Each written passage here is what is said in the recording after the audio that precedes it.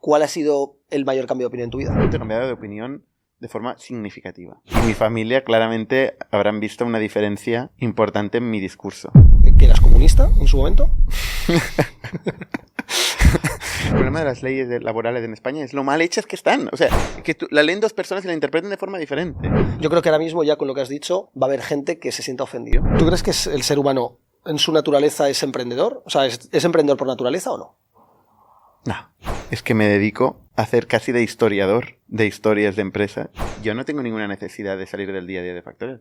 Es más, me deprimiría profundamente. Cuanto más quiere controlar el Estado, que tiene un mensaje político alrededor del control de las horas extras, pero realmente es un afán recaudatorio brutal. Me da igual que disrumpa completamente las lógicas de trabajo, como una empresa del siglo XIX. No entiende de la actualidad del mundo del trabajo. Para nada. Por ejemplo, a mí Elon Musk no lo considero ningún tipo de referencia política. ¿Qué le dirías a alguien que tiene miedo a que su puesto de trabajo lo vaya a reemplazar una AI?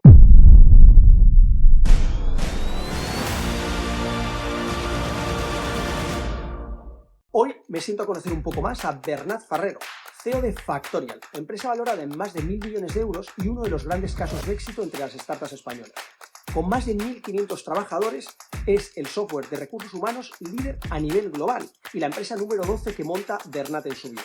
Además es el fundador de ITU, un fondo de inversión en startups y el podcast de referencia en tecnología y emprendimiento en habla hispana. Bernat es posiblemente la persona que más entrevistas ha hecho a emprendedores y por eso también es uno de las personas que más me ha inspirado a mí por su determinación a la hora de emprender.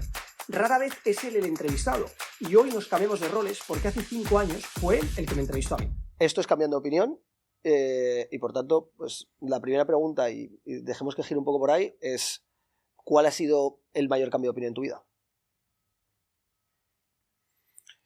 El mayor cambio de opinión en mi vida probablemente es el papel del empresario y de las empresas.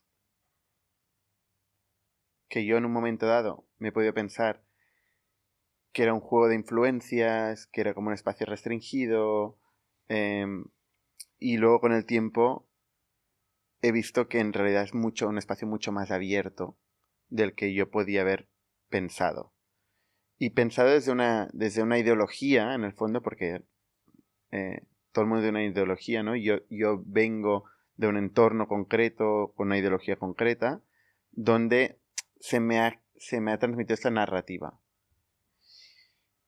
Entonces me he visto a mí mismo descubriendo otra realidad y además descubriéndola proactivamente y haciendo un gran esfuerzo también por mi parte para conocerla. Es decir, yo no es que haya vivido solo mi experiencia y pueda contar mi experiencia de forma anecdótica, es que me dedico a hacer casi de historiador de historias de empresas. He escuchado centenares y centenares de historias de empresas, centenares, igual más de 1.000, y puedo sacar conclusiones que enriquecen mucho más esta perspectiva que podía haber tenido con menos de 20 años, ¿no? Entonces esto me ha cambiado, estirando este hilo infinito, me ha cambiado también pues ideologías sociales, políticas y tal, ¿no? Sin abandonar completamente esta narrativa inicial de donde vengo, que tiene también un componente casi identitario y que es difícil abandonarlo por completo, ¿eh? O sea, cuando dices, por entender, o sea, cuando hablas de ideología, hablando del Bernat del pasado, del que vienes, o sea, ¿que eras comunista en su momento? Seguramente. Algo parecido al comunismo.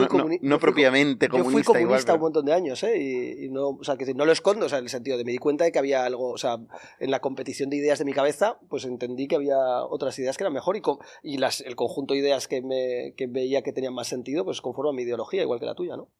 Sí, es que cuando eres joven se junta el ímpetu, la energía, ¿no? Con la ignorancia a veces, ¿no? Entonces tú coges ideas que están bien hiladas y tal, y las llevas al infinito, ¿no? Y claro, hostia, y esto es una idea muy, muy bonita, la idea de vamos a compartirlo todo, ¿no? Vamos a crear un mundo donde no haya diferencias materiales. Pero luego, con el tiempo también veo que la diferencia es riqueza también, ¿no? Es riqueza. Y que el problema quizás es más otro, es definir cuál es la dignidad, el mínimo de la dignidad humana o el mínimo que necesitamos para poder asegurarnos de participar en la vida social y comuna con el máximo grado de libertad. Que creo que la libertad está limitada, estoy metiendo en muchos temas, pero creo que la libertad no es infinita, realmente está limitada por tu circunstancia y por tu origen y por tus medios materiales en el que te has formado, y con lo cual sí que creo en cierta responsabilidad del conjunto de alinear o reequilibrar esta diferencia de oportunidades originales que tiene la gente. Por eso no he abandonado completamente la narrativa que yo viví de pequeño, pero sí que la he enriquecido mucho, te diría. Pero he cambiado en ese ámbito, he cambiado de opinión de forma significativa. De hecho, mis amigos y mi familia claramente habrán visto una diferencia importante en mi discurso. Porque yo siempre he sido muy vocal. O sea, yo cuando tenía 10 años me acuerdo que mi tío me decía, tú eres muy joven para participar en esas discusiones. Y yo más me decía esto, más quería formar parte, ¿no? Y tenía opiniones fuertísimas de cosas que seguramente no tenía ni idea. Pero siempre he querido participar, entonces siempre he sido muy, muy vocal con las opiniones que he tenido en cada momento. Y claro, y eso hace que mis amigos pueden decirme, oye, pero tú, o sea, has cambiado radicalmente de opinión. Y en muchos ámbitos he cambiado de opinión, pero te diría que tiene un sentido. O sea, que tampoco he abandonado 100% mi punto de vista, pero he cambiado de opinión en muchas cosas, sí. Cuando dices que amigos, familia, etcétera, o sea, es decir, ¿te costó en su momento, cuando hiciste este cambio, o sea, fue una transición progresiva que te costó admitir abiertamente que pensabas que el rol del empresario en la sociedad era crítico, o es algo que de la noche a la mañana? No, fue una transición. Te diré que fue una transición. No hubo de un día para otro un cambio. Y cuando tú vienes o sea, es decir, ¿qué es lo que te quedarías sin decir en un podcast como este, por ejemplo, en una conversación abierta, por, no sé, miedo al rechazo social en tu círculo? No, nada. No, yo no me preocupa el rechazo a mí. Me preocupa mi rechazo a otros. Eso ¿Vale? sí, eso sí me preocupa. A ver, desarrolla esto. O sea, a mí me preocuparía que algo que yo diga pueda ofenderle a alguien. Eso no me interesa. O sea, pero yo creo que siempre que decimos algo ofendemos, ¿no? Es imposible no ofender, incluso con esta conversación que estamos teniendo. Yo creo que ahora mismo, ya con lo que has dicho, va a haber gente que se sienta ofendida. No lo sé, ¿eh? Bueno, quizás por ignorancia, o sea, quizás porque no... O sea, yo qué sé, imagínate una persona que en su ideología que tú decías, pues sigue siendo comunista y entonces piensa que nos escucha y dice, claro, es que estos lo dicen porque están en un sofá que se nota que es de, no sé, de terciopelo. Y entonces, pues, claro, así se pueden decir estas cosas. Pero si tú estuvieses viviendo donde vivo yo, que es un barrio mucho más obrero y cobrando solamente los 1.250 euros de salario mínimo y tal, ostras, a lo mejor esto no lo dirías, ¿eh? Yo puedo entender esta perspectiva, pero una cosa es que tenga esta perspectiva, que sea diferente de la nuestra o la mía, y la otra es que la haya ofendido. Tampoco creo que la haya ofendido con eso. ¿Pero tú no piensas que te ofendan es algo subjetivo? O sea, quiero decir, te lo digo como conceptualmente, ¿no? O sea, ¿quién somos nosotros para pensar lo que ofende a otra persona? Sí, no, evidentemente no puedo controlar cómo la gente se puede tomar las cosas, pero sí que, o sea, yo no quiero ofender a nadie, ¿vale? Entonces parto de esta voluntad fuerte y con aquello que yo conozco, que sé que la gente le puede ofender, que me he encontrado en mi vida, materias que han sido sensibles para las personas, yo he aprendido a no usarlas, a no dejar de decir nada, pero a no utilizar argumentos que a la gente le puedan doler, porque yo no quiero hacer daño a nadie con mis opiniones ni con nada. Vale. Al revés, o sea, a mí me gustaría hacer una contribución positiva. Me gustaría incluir a todo el mundo, la gente diferente de mí. Yo quiero tener gente diferente de mí, con opiniones diferentes a mi alrededor, y que se sienta cómoda y feliz conviviendo conmigo. No quiero tener gente como yo siempre a mi alrededor. Esto me parece aburridísimo. No, es que yo creo que es lo que precisamente te nutre, ¿no? O sea, es decir, Claro. el rodearte de gente muy diferente. Yo también pienso, y para mí el punto crucial de mi cambio de opinión sobre el comunismo, o venir de esa ideología, era el pensar lo bueno que es ser diferentes. Antes decías, el tener todos igualdad material es positivo. Yo digo, es que eso sería un mundo muy aburrido, ¿no? Y seguramente sea un mundo que no crecería, no se desarrollaría. Yo creo que... Sí, cuando vas a Cuba, por ejemplo, y ves a la gente cómo anhela la diferencia, cómo a la gente le aburre ver siempre lo mismo, y mira que yo siempre me había hecho mucha ilusión ir a Cuba, ¿no? Y lo vi tan triste, lo que me contaba alguna gente ahí, hablé con mucha gente, y lo que me contaban sistemáticamente mucha gente, me pareció triste, ¿no? ¿Qué edad tenías, eh? Pues no sé, tendría 30 años.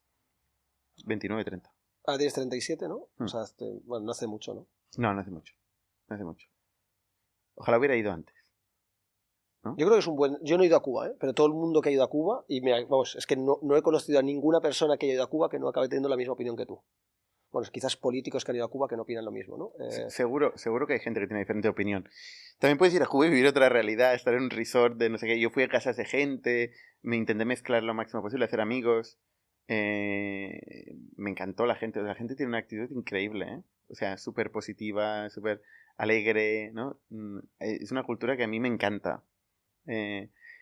Pero sí que es verdad que ves mucha pobreza. Y la gente no quiere vivir así. Y de hecho se ha ido más gente que la que se ha quedado, si no recuerdo mal, sí. en Cuba, ¿no? O sea, con lo cual, pues, oye, algo pasa, ¿no?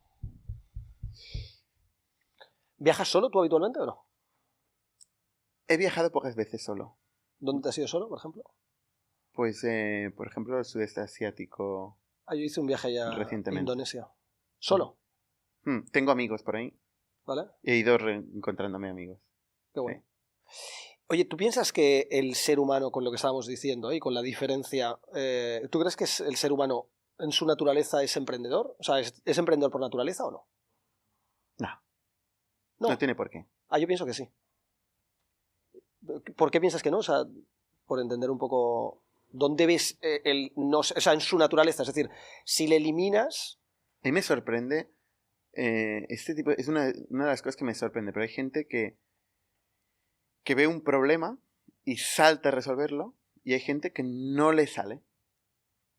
Hay gente que ve algo, no sé, ve algo a hacer y salta a hacerlo, y otros que lo observan. Hostia, es que es increíble. Es casi parece como un hecho, no te diría genético, pero a mí me es una predisposición. Hay como una predisposición. Entonces, claro, el que salta, pues le puedes llamar emprendedor, o loco, o inconsciente. Inconsciente, no sé, le puedes llamar muchas cosas.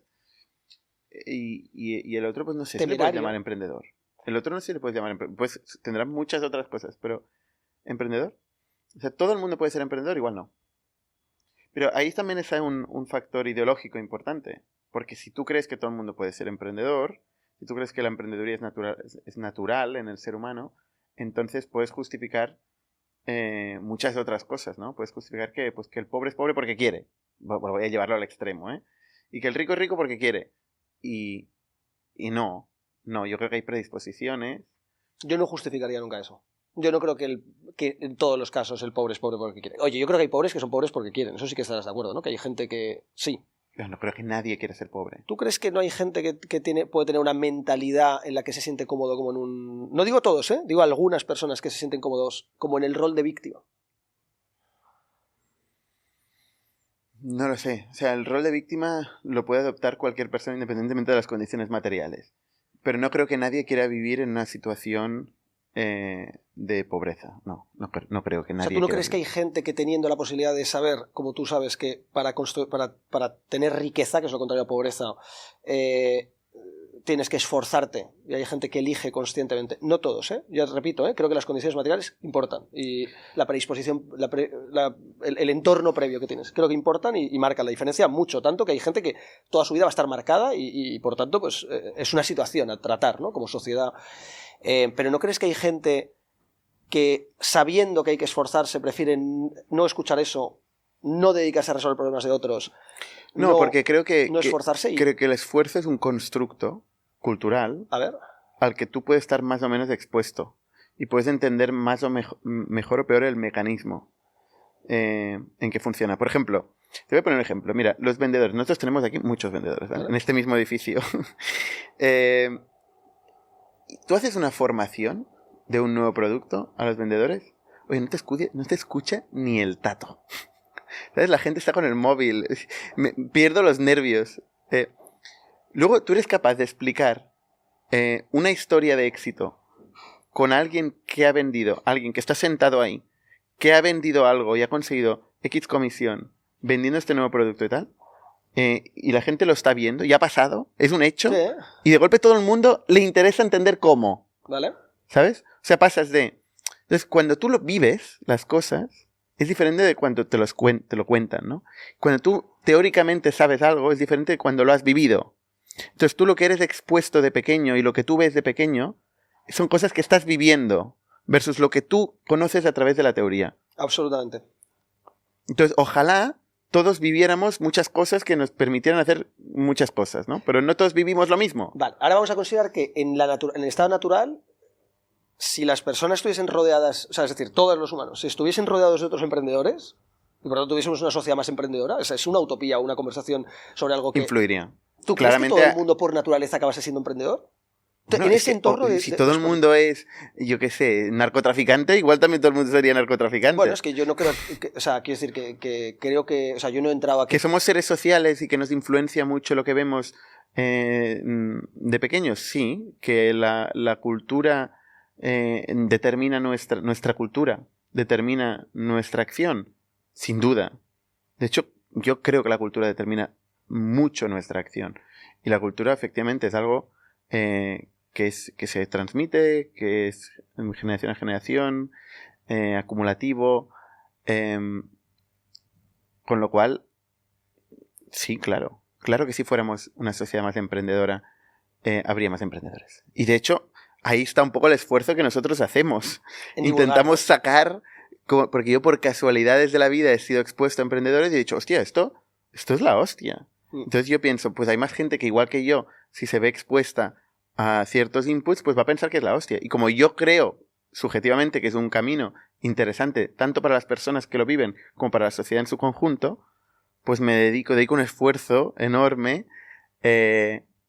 a divulgarlo, a hacerlo, ¿no? Dice Bernat que montar una empresa no es para todo el mundo, pero es mucho más fácil con Emendo. Gracias a su servicio de renting de ordenadores, tablets, móviles y su plataforma de gestión de dispositivos en remoto, ahorrarás tiempo y dinero. Yo gestiono todos los equipos informáticos de mis empresas con ellos desde hace años. Visita emendu.com para más información y aprovéchate de una cuota gratis si dices que vienes de parte de Cambiando Opinión. Tienes el link en la descripción.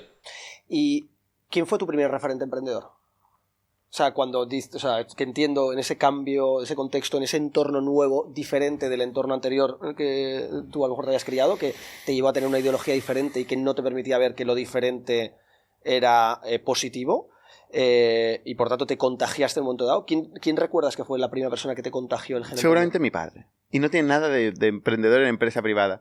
Pero mi padre creía, una persona con mucha fuerza, muy perseverante, creía mucho en la educación pública, era maestro de escuela, ahora está jubilado, y yo le veía de pequeño como era el director de una escuela pública, que ser director no implicaba ningún ratio de poder adicional, ni tampoco un sueldo o unas condiciones diferenciales, pero lo veía luchando y creyendo tanto en lo que hacía y dedicando tantas horas a aquello que él creía, que además luego llegaba a casa y escribía libros de texto, de su materia. Bueno, entonces era emprendedor. Es que parece que estamos pensando que ser emprendedor, o sea, que decir de empresa privada, pero que decir si escribía esos libros. O sea, él daba clases, él organizaba la escuela, él construía cosas para la escuela con sus propios medios porque no tenían presupuesto. Luego iba a casa, seguía escribiendo libros porque a los niños en aquella época les faltaba libros de texto, entonces él se puso con 2 o 3 personas que venían en su casa y estaban hasta las tantas de la madrugada, todos ahí discutiendo y escribiendo libros de texto. Entonces yo esto, aunque no tiene nada que ver con el mundo de la empresa, a mí eso me influyó Y alguien puede decir, oye, pues no pasó tanto tiempo conmigo mi padre en aquel momento. No, al contrario, yo creo que esto me influyó positivamente y me educó más que cualquier cosa que me pudiera decir, ¿no? También mi abuelo tenía un parking. Un parking. Sí, O sea, parking. un aparcamiento pequeño, muy pequeño aquí en Barcelona y tal. Pero nosotros vivíamos encima de este parking y entonces, pues todo el hecho de... tenía 3 trabajadores en 3 turnos. O sea, sí. Y Uno en cada turno. Uno en cada turno. Sí. Y claro, yo vi a mi abuelo teniendo trabajadores y ese tipo. Y luego el que me influyó en el ámbito... Bueno, luego Jordi Romero, mi socio, Sí. con el que he hecho casi toda mi vida profesional con él. Estudiasteis juntos, ¿no? Estudiamos juntos y yo cuando lo conocí, él ya tenía una cartera de clientes. ¿Ah, sí? ¿Sabes? Sí, él programaba y vendía servicios a clientes, con lo cual... Y él me explicó todo esto, ¿no? Me explicó tal, y me pasó clientes, empecé a facturarles, me daba miedo facturarles. Les enviaba mails diciéndole, muchísimas gracias por haberme pagado esta factura de 4 duros.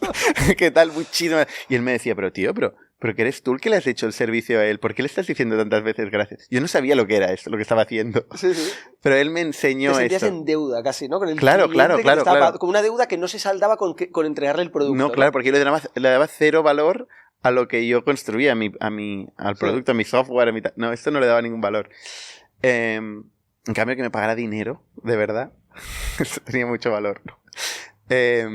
Y luego Pablo ¿Cómo Villalba. marcan esas primeras, ahora me cuentas, pero cómo marcan las primeras experiencias emprendedoras y las Brutal. primeras emociones cuando te dedicas a emprender, ¿no? Ese miedo, esa inseguridad, ese sentir que... O sea, a mí por lo menos me acuerdo que me pasaba que en mis primeras cosas que emprendí que sentía que estaba engañando a la gente. O sea, yo decía, es que no me sentía seguro suficiente como para dejar de sentir que le estaba engañando, ¿no? Cuando Sí, claramente sí. no lo estábamos haciendo. Esto es muy habitual. Es muy habitual. ¿Quién más has dicho? Pablo Villalba, el fundador de Teambox, Sí. luego Redbooth. No sé cómo le engañamos para que... Bueno, le engañamos, no, al revés. Para que nos cediera un espacio en su oficina. Y Nick empezó en su oficina. Ah, no sabía esto. Sí. ¿Pero él es más joven que tú o de tu edad? ¿o? No, creo que tiene 2 años más. Ah, sí. No 1 o sabía. 2 años más.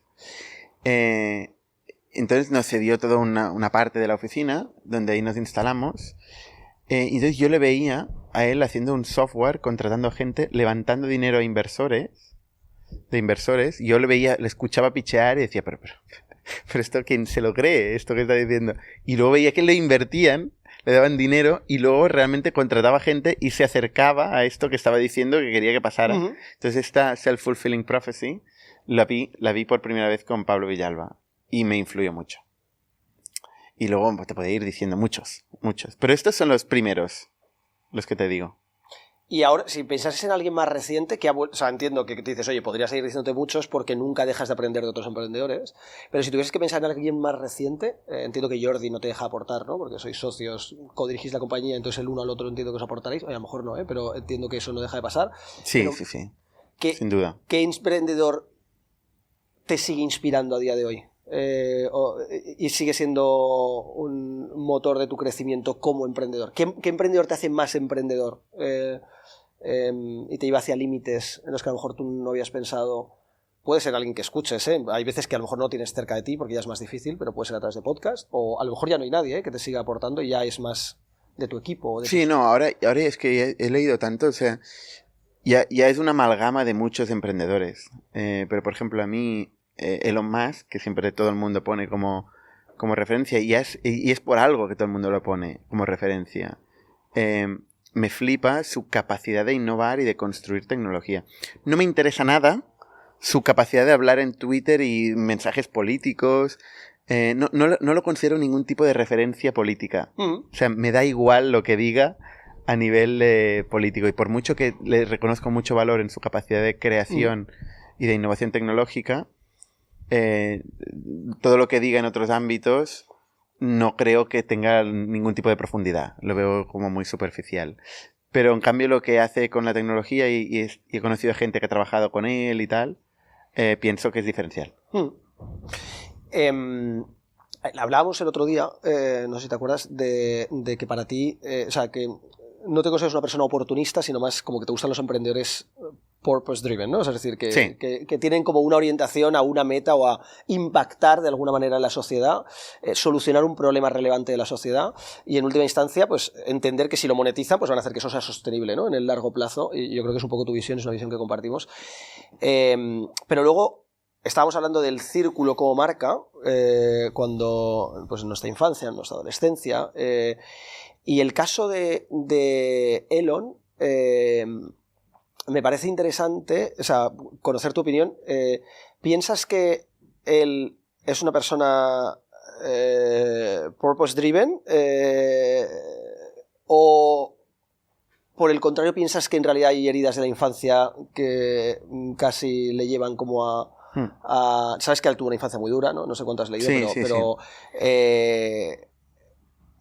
¿crees que está como tan marcado por eso que ya no lo llega a hacer por el propósito de la compañía y más por... También te digo una cosa, no solo me gustan los emprendedores que tienen purpose driven y que quieren cambiar el mundo, también me gustan los emprendedores que son knowledge driven, o sea, que buscan el conocimiento o simplemente encontrar algo nuevo o interesante, ¿sabes? Aunque no tengan una visión clara de, no, quiero cambiar el mundo, este es mi objetivo de cambio en el mundo, en la sociedad. No. O sea, alguien que quiera encontrar algo nuevo, quiere empujar el conocimiento humano, pero por su propio interés y curiosidad, también me fascina. Y eso creo que luego impacta en la sociedad, pero impacta en la sociedad, crear algo nuevo, crear conocimiento. Es verdad que el cortoplacismo, el oportunismo, el dinero como fin... hostia, que te cuentan, oh, mira, he comprado 50 dominios y los he vendido por tal. A mí lo escucho, me parece interesante, o sea, que me gusta que le guste a la gente. Seguramente es necesario que exista ese tipo de motivaciones y de intereses, pero a mí no me interesa. Entonces, volviendo a la pregunta, Elon Musk, yo no lo conozco personalmente y no sé qué le ha llevado, dónde le ha llevado, pero sí que creo que él tiene una curiosidad muy fuerte y tiene una capacidad de decidir un cambio que quiere ver, por la razón que sea, ya sea por una razón de mejora de la sociedad o ya sea por una razón de curiosidad tecnológica, o sea, aunque sea por ego, de decir, oye, quiero demostrarme a mí mismo que puedo resolver este challenge. Y el tío es capaz de perseverar en cualquier circunstancia. Nivel dormir en la fábrica, ¿no? O sea, lo que haga falta, ¿no? Nivel vender su propia casa para poder invertir en eso, ¿no? Concentrar todo su riesgo en esta idea, en este concepto, con una fuerza increíble, ¿no? Y esto para mí es alucinante, ¿no? Es verdad que mucha gente que ha hecho eso, igual ahora se ha quedado sin nada, ¿no? Y está en la miseria, ¿no? O sea, no sé si es bueno o malo hacer esto, pero me fascina. Me fascina y creo que es difícil hacer grandes cosas sin la capacidad de concentración y riesgo personal asumido en la cosa que quieres ver cambiada. Yo creo que Elon puede ser una de las personas más ambiciosas que ha habido en la historia de la humanidad. No sé si, supongo que coincides, ¿no? Puede ser. Si la admiras. Bueno, te habrás cruzado con mucha gente en tu vida. Yo, por lo menos por lo que te he escuchado, te diría que eres de las personas más ambiciosas que he conocido en mi vida. No sé si tú te lo consideras a ti mismo también. No sé. De los que has conocido. O sea, es decir... puede ser. O sea, puede ser que me considere que sea ambicioso, sí. Puede ser. No sé si es la persona que más ambiciosa que he conocido, eso no lo sé. No lo sé, no lo sé, simplemente. Puede ser que sí o que no.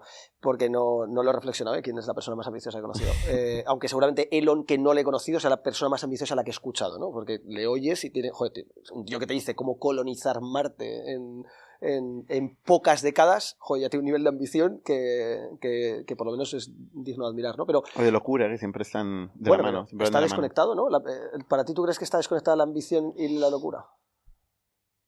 O sea, una locura sana, ¿eh? La locura es no tener ningún razonamiento lógico que te lleve de hoy a esto que estás diciendo. Entonces Elon sí que tiene razonamientos lógicos. Por eso. O sea, hablo de una locura. Esperemos que los tenga. Esperemos que los tenga. ¿Qué crees que ha hecho que tengas una ambición tan inmensa? Porque creo que tu ambición es bastante difícil de abarcar para la mayoría de las personas. Seguramente si la gente conociese verdad dónde quieres llevar Factorial, que yo me lo puedo imaginar, o sea, es decir, o el impacto que te gustaría que tuviese Factorial en la humanidad y la forma en que las personas trabajan, que me lo puedo imaginar, pero a lo mejor el resto de las personas pues no tienen ese nivel de ambición como para que si tú compartieses ahora mismo tus objetivos, que no te los voy a preguntar además, pero que me los puedo imaginar, si tú los compartiese, la gente diría, menudo loco. O sea, es decir, seguro, ¿eh? O sea, ya digo, sin que los hayas verbalizado. Pero, ¿qué crees que te ha hecho una persona tan ambiciosa? En el sentido muy positivo de la palabra, porque creo que la ambición sana es muy positiva para la sociedad. Pues es muy positiva porque puedes impactar en resolver ya problemas no pequeños, sino problemas inmensos, ¿no? Uh-huh. Que puede hacer la vida de las personas mucho más fácil y que en última instancia, que yo creo que es un objetivo que quizás es común, por lo que te he escuchado en otros podcasts, que es, bueno, pues erradicar la pobreza, ¿no? O tratar de disminuir al máximo la infelicidad de las personas, ¿no? Que puede ser algo que creo que te mueve. No lo sé, no tengo ni idea de cómo responder a esta pregunta.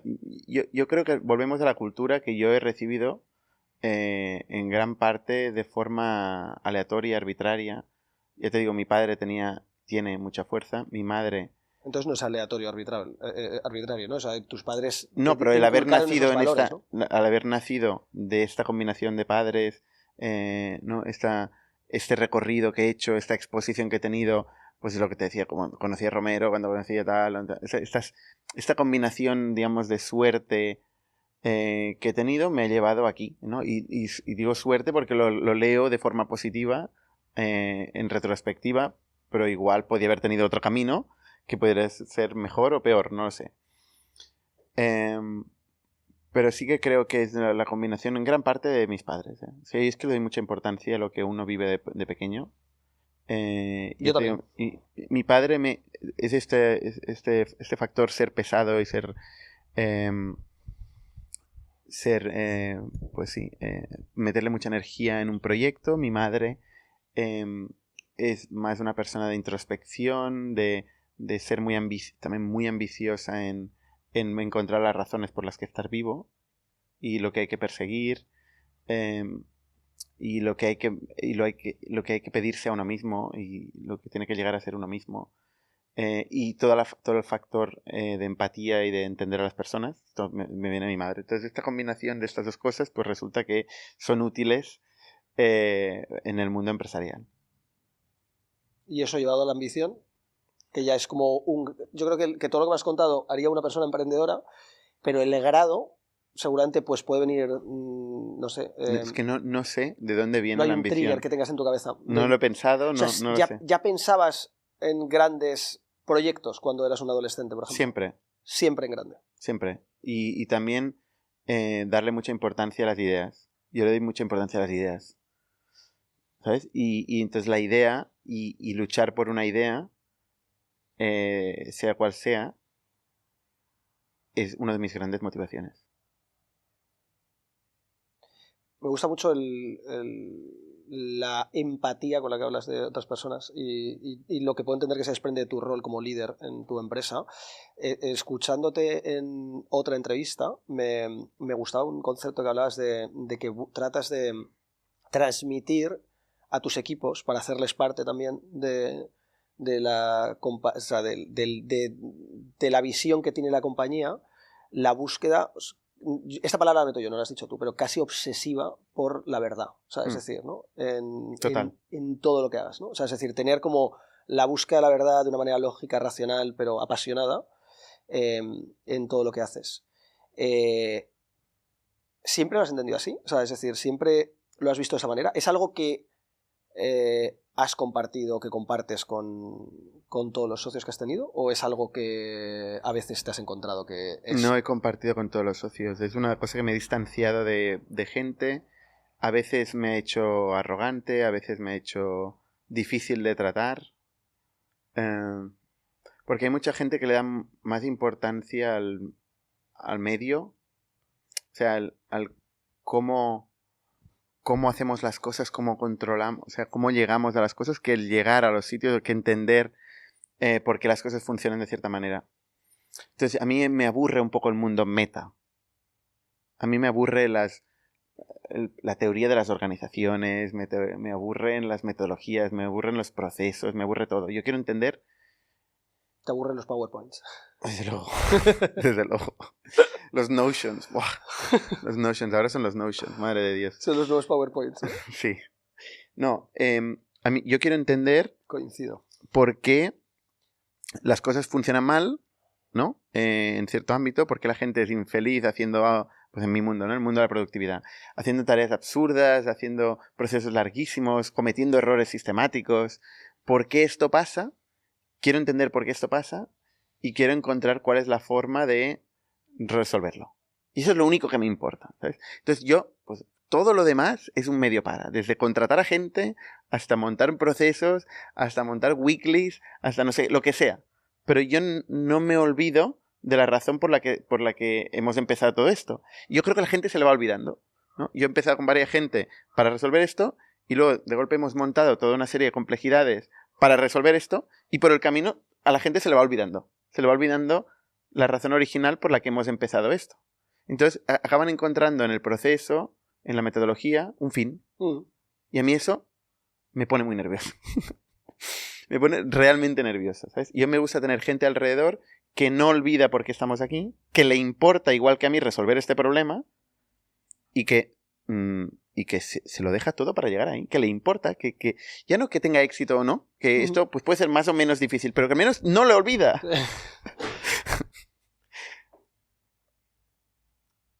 Has dicho, o sea, te quería preguntar sobre esto, que es,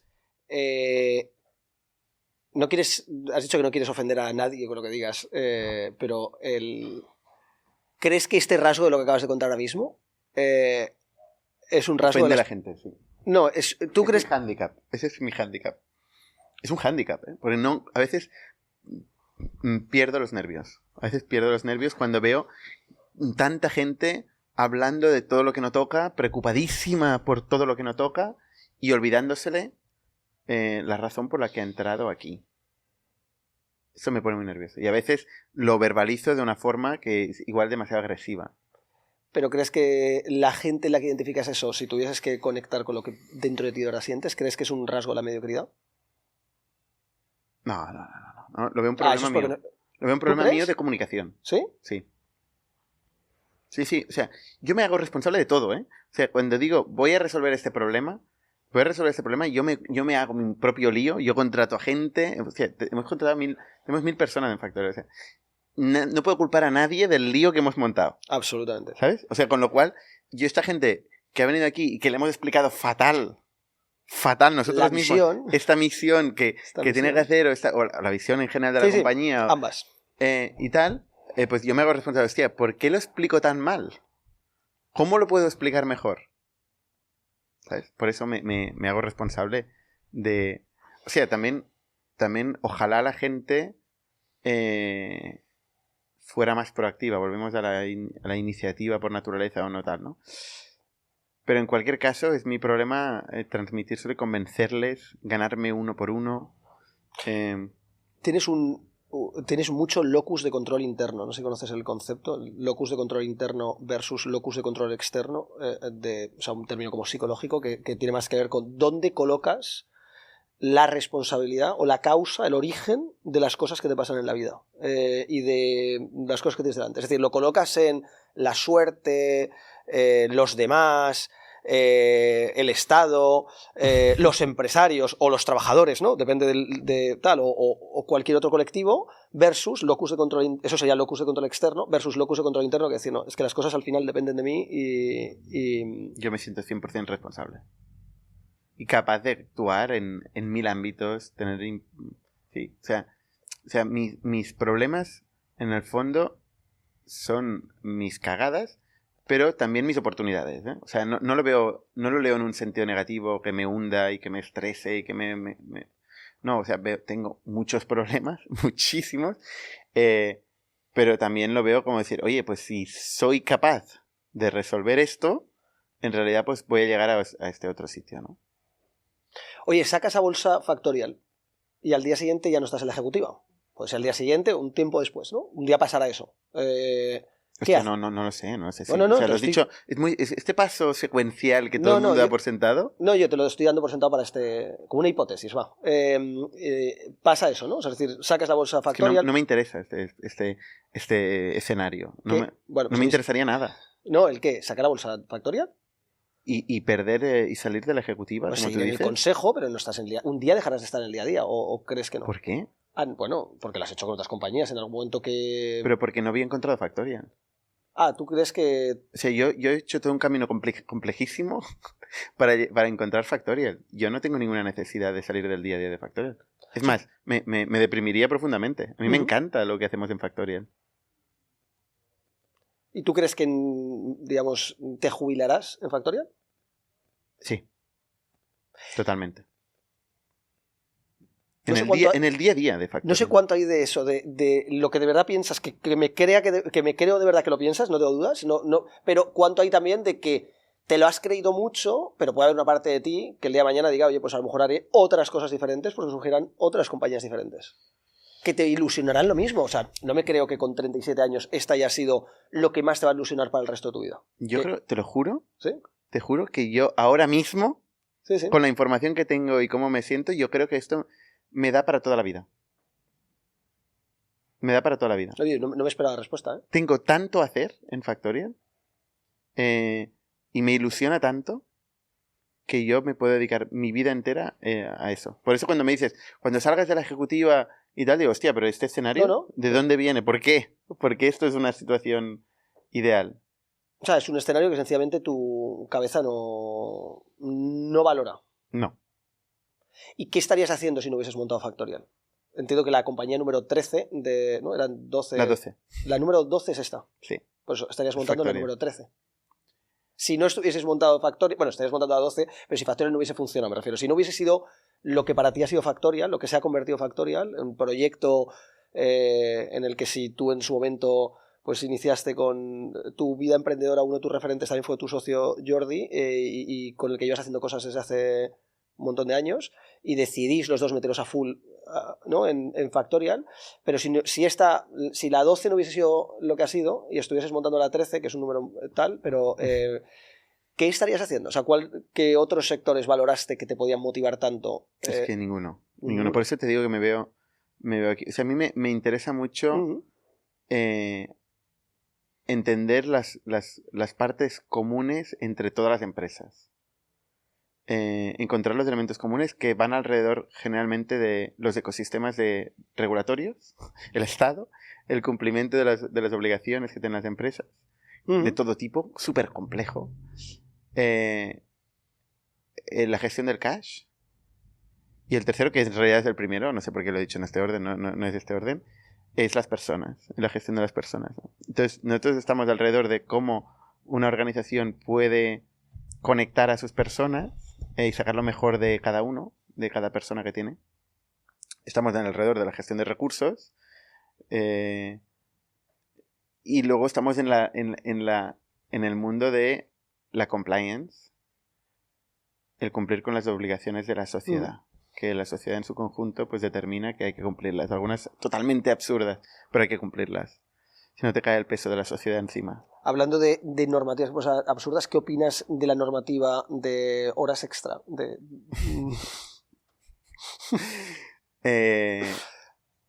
Mójate. Hostia, a nosotros nos viene muy bien. Nos viene muy bien. Me puedo imaginar, pero... Nos viene muy bien. Cuanto más quiere controlar el Estado, que tiene o sea, que tiene un mensaje político alrededor del control de las horas extras, pero realmente es un afán recaudatorio brutal, ¿no? Decir, oye, esto que está pasando aquí, que yo no lo estoy viendo, no estoy participando de esta economía, quiero hacerme parte, ¿no? Y luego, como quiero hacerme parte de esto, me da igual que disrumpa completamente las lógicas de trabajo de diferentes sectores. Voy a tratar a todo el mundo como un igual, como una empresa del siglo XIX, como si todo el mundo estuviera en una línea de producción, y voy a no entender en absoluto cuáles son las nuevas formas de trabajo, cuáles son las nuevas formas de colaborar. Esta ley no entiende de la actualidad del mundo del trabajo. Para nada. O sea, unifica, todo es una línea de producción. y tal, ¿no? Entonces, creo que no le viene bien a las empresas, no le viene bien al trabajo, no le viene bien a la economía, pero le viene bien a Factorial. Ya. Nosotros nos viene bien, o sea, y tal y como te digo esto, o sea, digo, yo lo hubiera hecho muy diferente. Y sí que creo que hay abusos, ¿eh? O sea, una cosa no quita la otra. Sí que creo que hay abusos, hay empresarios que se aprovechan, utilizan la situación de fuerza para pedir cosas a gente que no tiene excesivas alternativas y con lo cual la gente pues lo hace. Entonces ahí tiene que actuar el regulador. Yo sí que creo que está para eso el regulador, pero la ley, tal y como se ha planteado, ¿La derogarías? la haría muy diferente. O sea, tú piensas que hace falta una labor del regulador para eliminar estos abusos, ¿no? Me dices. Y entonces, ¿tú no crees que un mercado mucho más líquido, ¿no? O sea, me refiero con leyes, pues que prácticamente, o sea, leyes laborales que prácticamente no existiesen, o sin él prácticamente, pero quiero decir, un mercado menos intervenido en la parte laboral, de las leyes laborales, ¿no crees que en última instancia crearía mucho más empleo? Imagínate, ¿no? La ausencia de regulación en el mercado laboral. Crearía mucho más empleo y las personas, al crearse mucho más empleo, subiría mucho la oferta de puestos de empleo, ¿no? Eso haría que los trabajadores tuviesen más opciones, ¿no? Y en última instancia, pues los precios tendiesen a subir, ¿no? Es decir, que los trabajadores cobrasen más y que pudiesen negociar mejor sus condiciones, aunque sea colectivamente, ¿eh? No te estoy diciendo que lo tengan que defender solo individualmente, pero ¿tú no crees que ceteris paribus, o sea, es decir, con todo lo demás constante igual, si eliminas la legislación laboral... ¿Generas más empleo? Sin duda. Pero la pregunta es... Y si es... generas más empleo, subirían los salarios. Porque habría... O sea, si generas más empleos, estamos de acuerdo que oferta y demanda... o sea, Depende, decir, porque puedes generar mucho empleo precario. No, pero da igual, porque si generas mucho más empleo, el empleo precario lo que haría es que generaría más competencia y entonces con mucho más empleo precario, eso empujaría que también habría más puestos en los... O sea, es como una dinámica de mercado, de cómo funciona... Es difícil teorizar, lo que sí que puedes comparar sistemas. Por ejemplo, puedes comparar el sistema americano, donde efectivamente hay mucho menos desempleo, depende de las zonas, pero hay mucho menos desempleo, pero sí que hay unas condiciones a veces laborales horribles. ¿Ah, tú crees? Sí. ¿Tú crees que en todos los puestos o en los de... más blue collar, más... Vale, pero en los blue collar, o sea, es decir, me refiero, ¿tú qué prefieres? ¿20%? O sea, 15, 20, no sé cuánto está España, ¿no? Pero es que un momento, el sistema americano tiene problemas de distinto tipo. Hay problemas de blue collar y problemas de white collar. O sea, ¿vale? Por ejemplo, tú en el mundo white collar de Estados Unidos tienes otro problema que creo que es un problema gravísimo del sistema americano, que es este permanente... litigación. Esta litigación permanente. ¿Vale? Esto no hay nada más, no sé, que separe más a la gente, más injusto, digamos, que un sistema que todo se está siempre litigando y que todo depende de quién pague el mejor abogado. En Estados Unidos, tú como empresa, en el mundo laboral, tienes el problema que puedes tener contingencias millonarias desconocidas todo el rato. Eso no pasa en Europa. En Europa hay una cantidad de burocracia que hay que cumplir que cuesta muchísimo dinero. Un overhead que separa y que hace que mucha gente no pueda entrar en el mundo de la empresa porque no puede cumplir o no puede afrontar el overhead que tiene hacer negocio en Europa. Pero por otro lado, tú lo tienes cuantificado porque sabes cuál es la contingencia máxima que tienes. ¿Sabes? Tú en Estados Unidos un trabajador puede denunciarte y puedes tener que pagarle 10 millones de euros. Y eso te cierra la empresa. Yo creo que será algo muy excepcional lo que estás contando, pero lo que yo creo, o sea, si queremos una sociedad más emprendedora, que creo que los dos estamos de acuerdo, para que haya una sociedad más emprendedora necesitas bajar las barreras iniciales para la Totalmente. Es que también el problema de las leyes laborales en España es lo mal hechas que están. O sea, es que la leen dos personas y la interpretan de forma diferente. O sea, es que no tienen rigor, no tienen un rigor técnico para que se pueda interpretar de forma fácil. Entonces, no solo hay muchas leyes que afectan a muchas cosas, muy fragmentadas, con mucha granularidad de convenios, ¿no? Regionales, de convenios, de sector, sistemas basados en la jurisprudencia, sistemas basados en el Estatuto de los Trabajadores, o sea, una mezcla de todo que tú para entender lo que te está regulando tienes que leerte millones de cosas, porque además yo soy digo, no me lo expliques, o sea, quiero leerlo. Entonces me empiezan a soltar libros y libros y libros, y ves, aquí hay esta sentencia. Y dices, vale, me retiro. Claro, y al final acabas trabajando siempre por aproximación. Entonces yo creo que es una pena, porque podría ser mucho más simple. Yo no creo que no haya de leyes laborales, porque creo que puede haber situaciones de injusticia donde se haga abuso de poder. ¿Creéis que es un problema de España o es un problema de Europa? Es un problema de toda Europa. De toda Europa. Es que yo no lo veo un problema de España, ¿eh? O sea, lo digo porque has hecho la legislación española, yo te digo, bueno. O sea, no. Y encima, aparte... Francia, Italia, Alemania... Grecia... Sí. Grecia no lo conozco, pero conozco Francia, Italia y también. Alemania, y madre mía. Nosotros tuvimos una incubadora en Grecia también, ¿eh? Me lo puedo imaginar. Es peor que todos los anteriores. No, pero bueno, luego tienes casos como Irlanda, ¿no? Que venían de ser de esta escuela, ¿no? Y luego han conseguido, incluso dentro del marco regulatorio europeo, simplificarlo al máximo. Sin duda les irá bien. O sea, cuanto más simplifiques la burocracia, más negocios habrá. O sea, así de fácil.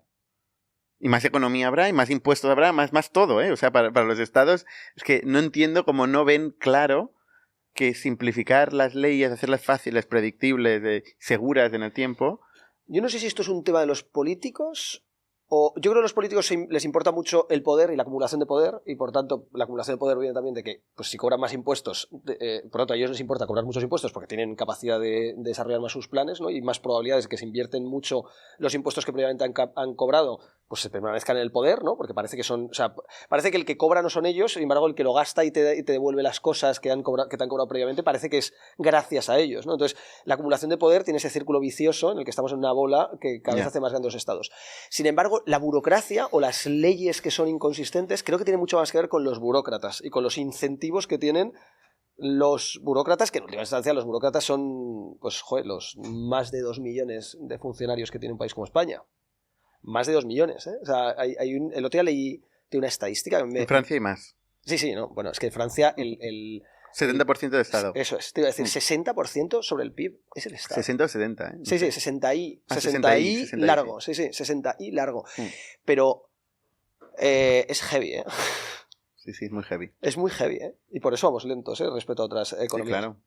Pero el otro día leí un dato que era la población activa produciendo, ¿no? Produciendo, y yo ahí excluyo, lógicamente, pues a todos los colectivos que no trabajan, ¿no? Pues es decir, oye, el que está desempleado, el que está jubilado, el que es un niño, el que nunca va a poder trabajar porque esté discapacitado, pero también, por ejemplo, los funcionarios que no crean valor per se, ¿no? Es decir, redistribuyen el valor que hemos creado los que estamos activos. Es el 37,5% de la población activa en España. O sea, es decir, o sea, activa no sé si era la palabra, pero la que produce, el sector productivo, porque para mí... No creo que los funcionarios no creen valor, ojo. Ajá, a ver. No sé si he dicho producir, o quizás he dicho crear valor, pero... O sea, por ejemplo, mi padre, ¿sí? Que es maestro de escuela, genera un valor que la sociedad aprecia y paga por él. O sea, y la prueba es que la alternativa privada es un negocio, con lo cual la alternativa pública también es un negocio, también genera valor. Estoy de acuerdo. Creo que hay algunas funciones dentro del Estado, que son pocas, que crean valor. La clave es si esas funciones no las hiciese el Estado. Y te pongo un ejemplo, O sea, es decir, que en la educación, por ejemplo, hay distintos niveles en los que el Estado podría no meterse. Y no sé cómo... ¿Pero qué cambiaría? O sea, realmente tú necesitas que alguien haga esta función, ¿no? Entonces, tú lo puedes hacer en lo privado y, de hecho, existe el modelo privado, y lo puedes hacer en lo público y cubres este problema desde lo público. El tema no es tanto, para mí, o sea, para mí el problema aquí es la auditoría que tiene todo esto, ¿no? Y la poca orientación a costes y a eficiencia, ¿no? Y a unos parámetros que en el mundo privado son muy obvios y que en el mundo público parece lo contrario, parece que el incentivo sea cuanto más gordo y ineficiente mejor. ¿No? Entonces, esto es lo que no puede ser. Porque los incentivos están puestos así, Exacto, pero el problema pero es igual un problema de incentivos y de transparencia. ¿No crees que todo lo que no funciona es un tema de incentivos? Creo que influyen mucho los incentivos. Tu empresa, por ejemplo, ¿no has visto que cuando algo no funciona muchas veces si repiensas los incentivos? Sí, yo creo que es más importante la cultura que los incentivos, pero... Totalmente de acuerdo. Pero con sí, que la los cultura incentivos son importantes. No, Sí, pero sí. yo te digo, me comentabas, me decías, oye, da igual que lo de lo público o lo privado, ¿no? Obviando eso, es decir, que sin generar de eso el factor de debate o de conversación, yo te digo, es que igualmente, aunque exista una alternativa privada, no es una alternativa realmente libre, porque, quiero decir, el currículum escolar, lo que pueden hacer los colegios privados, creo que pueden hacer o sea, es una diferencia de grado. Bueno, Pero depende, no hay... si son subvencionados No, y los o privados. Lo si digo son enteramente privados también. absolutamente. Pero te digo, No sé. como te gusta más investigar y meterte a coger información de primera mano, o sea, te diría que leyeses a qué nivel. Mira, te voy a contar una anécdota muy rápida. Yo esto es algo que lo aprendí el año pasado y no lo sabía, ¿eh? Yo pensaba que los colegios privados, ya como que había libertad de enseñanza, ¿no? Casi como que dijese, y que un colegio privado podría educar. El currículum escolar está tan marcado, o sea, tan extremadamente determinado, que no hay competencia realmente entre sistemas educativos. Es decir, no, oye, imagínate Pero hay escuelas tipo Montessori y cosas así, ¿no? que lo que pueden hacer es decir, hay un margen muy pequeño. Yo acabo de ser padre hace 2 meses y entonces ahora ya mi mujer está pensando en cuando vaya al colegio. Y digo, joder, gente que no faltan años, pero parece ser que hay que mirarlo. Y le he preguntado a otros padres y sí, esto hay que mirarlo con muchos años porque los buenos colegios, ¿no? Oye, pues yo quiero que mi hija vea un buen colegio, sea privado o sea público, no lo he decidido todavía. Creo que los incentivos del privado, prefiero pagar por ello porque creo que va a tener un mejor incentivo en crear una buena reputación. Sí, no sé, yo fui a una escuela pública. Y... Yo fui uno concertado, pero que era como si fuese público en cuanto al coste que costaba, porque mis padres pues apenas tenían para pagar, ¿eh? Es decir, como si hubiese ido a un público, ¿no? Pero no fui al público, pero tengo muchos de mis mejores amigos que han ido al público y bueno, no creo que... Gente más o menos normal, ¿no? Sí, te digo, no, los privados y los públicos, también los privados, ¿eh? Que Sí. la gente de cole privado también es normal, ¿no? Sí, también. O sea, Pero si tú tuvieses hijos, creo que no tienes, ¿no? no tengo. Si tuvieses hijos, a día de hoy, con tu pensamiento actual en este minuto, ¿les llevarías uno público o uno privado? No lo sé. Sería realmente difícil, ¿eh? Tomar esa decisión. Tomar esta decisión. Y yo creo que se basaría más en el conocimiento que pueda tener de los maestros, nombres y apellidos que tendría, que no de un sistema. Lo que pasa es que es difícil de determinar. Si tuvieses que alimentar a tus hijos todos los días con comida, ¿les alimentarías con comida creada por empresas públicas o privadas? Que no entiendo nada de esto. Bueno, no entiendo la pregunta. No, lo que me refiero es... Las escuelas no crean comida, ¿no? No digo las escuelas. Las escuelas sí, ¿eh? El comedor, depende si les... O sea, la comida del comedor. Yo estaba hablando de si puede ser, por ejemplo, en el comedor. Imagínate que tuvieses que llevar a tu hijo al comedor, ¿no? Por ejemplo, por poner el supuesto. Si tienes que llevar a tus hijos al comedor, ¿les llevarías al comedor de un colegio público o al comedor de un colegio privado? Me daría más confianza. ¿Ah, sí? Sí. Ah, bueno. Yo lo veo un poco diferente, pero vamos. Sí, me daría más confianza, la verdad. ¿Tú no crees que los incentivos sí son importantes? O sea, es que los incentivos de lo privado, quieras o no, acaba siendo el beneficio. Acaba siendo el beneficio. Pueden tener un objetivo de cambio, de impacto, etcétera, pero también pueden tener, depende cómo se capitalice, cuál sea la estructura de propiedad, puede tener un incentivo puramente financiero. Entonces, lo público sabes que este incentivo no lo tiene. Tiene otros perversos, pero al menos solo la mecánica de generación de beneficio no es una mecánica, no es la última mecánica que mueve a lo público. Y para temas como la educación, pienso, hostia, casi mejor las otras mecánicas que la mecánica del beneficio que conozco bien. Pero el beneficio al final... Bueno, no sé si... ¿Tú piensas que el empresario es un benefactor social? No. ¿Ah, no? O sea, ¿no crees que para ganar dinero tiene que aportarle a la sociedad bienes de mejor calidad a un menor precio? Sí. Con lo cual, no creo que esto le haga un benefactor social. O sea, ¿No crees que resuelve problemas? Yo creo que genera valor a la sociedad. Sí, pero no creo que sea un benefactor. ¿Qué es un benefactor? Alguien que aporta valor a la sociedad. Bueno, pues si esa es la definición... Hombre, yo creo que es así, ¿no? Vale, sí. O sea, alguien que hace cosas que benefician a la sociedad, un benefactor social, ¿no? Vale, sí, no, en ese sentido sí. O sea, yo lo que me refiero es que el dinero que gana y la cantidad de dinero que gana está directamente relacionada con la cantidad de valor que crea para la sociedad. En un mercado tendría que hacer doble clic, empresa a empresa. Hacer esta afirmación en general igual puede ser una afirmación falsa. puede haber un empresario un narcotraficante, por poner un ejemplo extremo, ¿no? Entonces no creo que haga un valor a la sociedad, ¿no? O gente que esté incentivando el juego, o yo qué sé, ¿sabes? Cosas que generan adicción, que generan... O sea, no creo que todo el mundo genere valor a la sociedad por ser empresario. No. Creo que una persona individual puede generar valor a la sociedad, un empresario también, pero no es automática esta afirmación. Por eso, cuando hablamos de la educación pública o privada, parece que estemos asociando automáticamente un valor a un sistema y el otro. Y puede ser que una empresa pública no genere ningún valor a la sociedad, y puede ser que una empresa privada genere mucho valor, y al revés. Pero luego está la reputación, ¿no? O sea, de las empresas privadas, parte de lo que tienen es como se exponen a la reputación, y si de manera sostenible no aportan un valor suficiente, les van a quitar la tostada, ¿no? Porque en un mundo de información perfecta, en el que no vivimos.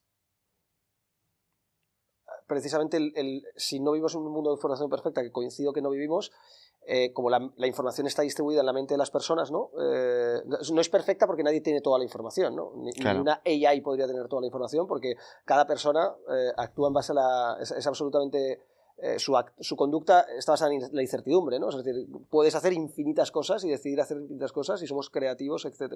Entonces, si precisamente la información no puede estar centralizada en un sitio, la decisión es mejor, o sea, es decir, la competencia de distintos modelos hace que el que mejor valor aporte, ¿no? Que se traduce en dinero, ¿no?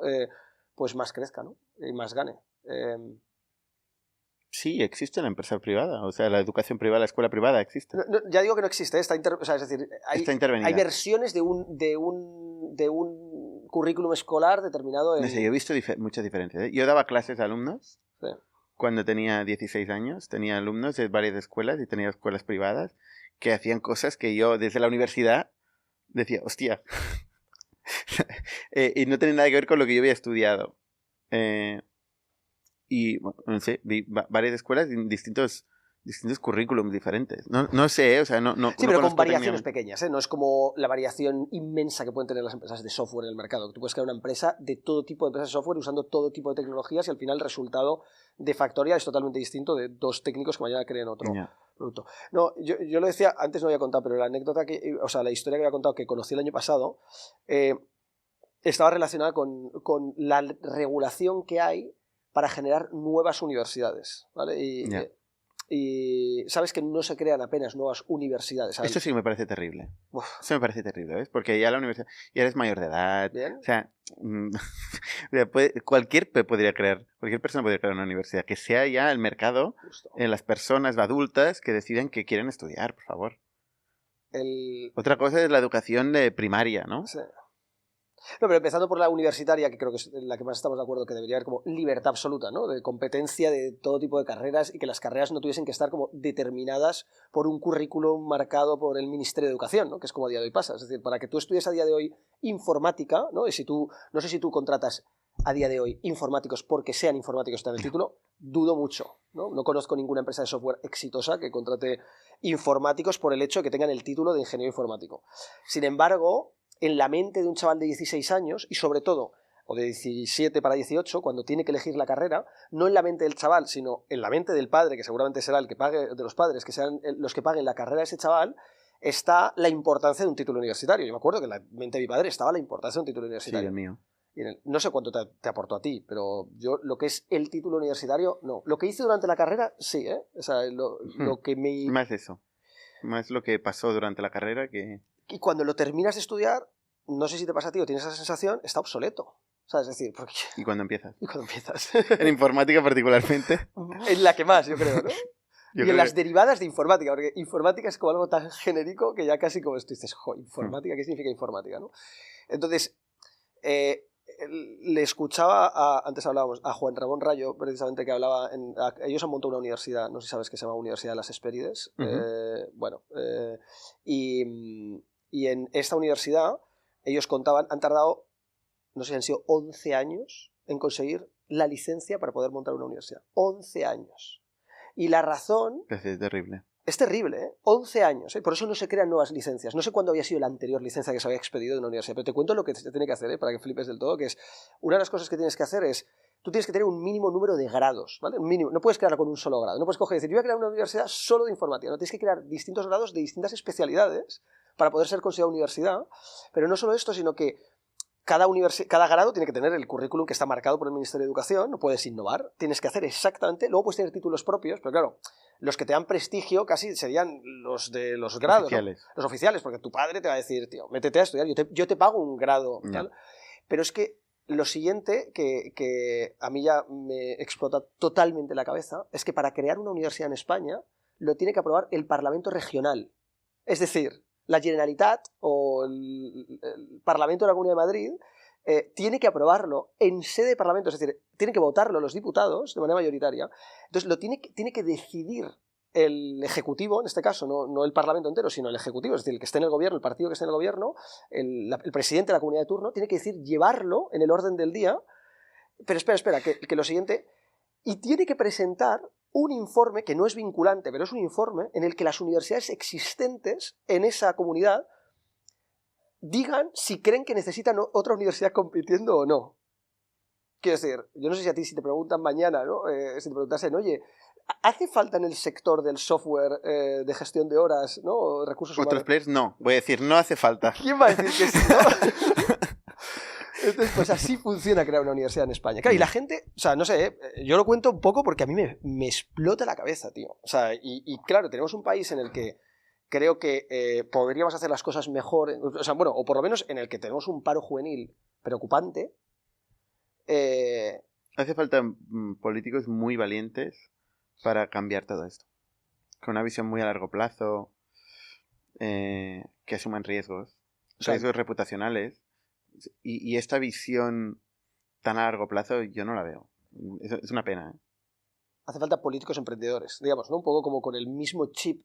Bueno, digo, porque con las mismas inquietudes, con el mismo entendimiento de los incentivos, ¿no? Con el mismo... igual de guiados por el propósito, ¿no? Es decir, porque un político no está guiado por el propósito, está guiado por el poder, por la acumulación. Habrá de todo, habrá de todo. Uf, yo quiero pensar que la mayoría se meten en política porque tienen una ilusión de cambiar el mundo. Yo quiero pensar eso. Bueno, pero que lo quieras pensar no significa que sea así. Bueno, ¿no? es que tampoco conozco muchos políticos, pero quiero pensar eso. Y igual otra cosa es que luego las dinámicas una vez dentro les acaben contaminando mucho. Y no sean lo suficientemente valientes como para tener un sentido crítico. Es que hay muy poca gente que tenga un pensamiento crítico propio, autónomo, resiliente, que se pueda enfrentar a todo tipo de opiniones y que se mantenga realmente en la política y en todas partes. En las empresas también. Absolutamente. Y es una pena. Es la misión del podcast Cambiando de opinión, precisamente lo que quiere intentar aportar es, o sea, un poco como generar pensamiento crítico, que la gente, si está dispuesta a cambiar de opinión sobre los temas, o sea, y cambiar de opinión significa que tú me hagas cambiar de opinión a mí, no, es bidireccional siempre, si no, no funciona. Pero yo creo que si la gente está más dispuesta a cambiar de opinión, habrá más pensamiento crítico y creo que al final pues la sociedad evolucionará más. ¿Qué opinas del concepto de carrera política? ¿No? Los políticos que hacen como carrera. O sea, es decir, ¿crees que existe y es positivo para la sociedad que están políticos que hacen carrera no me en la política? No me parece un concepto... O sea, seguramente hay una experiencia en la gestión de lo público, pero más bien hay una experiencia en la gestión. En la gestión de los recursos comunes. De los recursos. O sea... Realmente una persona que gestiona recursos debería poder gestionar los recursos en el mundo privado, en el mundo público. Debería ser capaz de gestionar recursos, ¿no? Y organizaciones de personas que consiguen objetivos. Luego lo que cambian son los objetivos que consiguen. Entonces la carrera debería ser en la gestión, no en la política. Eso es preocupante. Eso sí que puede generar dinámicas de acumulación de poder. ¿Y crees que antes comentabas un tema, ¿no? ¿Crees que deberíamos poder acceder a la contabilidad de las, digamos, comunidades políticas? En este caso, pues de los ayuntamientos, de los municipios. La contabilidad, ¿no? O sea, es decir, casi como que sea algo open source, absolutamente, ¿no? Absolutamente. Este creo que es el mayor problema, ¿eh? O sea, solo si consiguiéramos tener un sistema abierto de contabilidad de todo lo público, solo haciendo esto, y permitiendo que mucha gente genere opiniones sobre cómo gestionar mejor, mejoraría muchísimo el sistema. veríamos las ineficiencias de forma mucho más clara. Hay países donde es mucho más transparente. O sea, Inglaterra, por ejemplo, yo veo que es mucho más transparente el acceso a las cuentas Sí. que en España. En España es súper opaco. Entonces, a partir de ahí ya, es que yo no sé quién puede defender esto. Pero también es verdad que quién puede tener el incentivo de cambiarlo. Eso es lo complejo, ¿no? Eso es lo complejo. ¿En qué crees que deberían cambiar de opinión los políticos?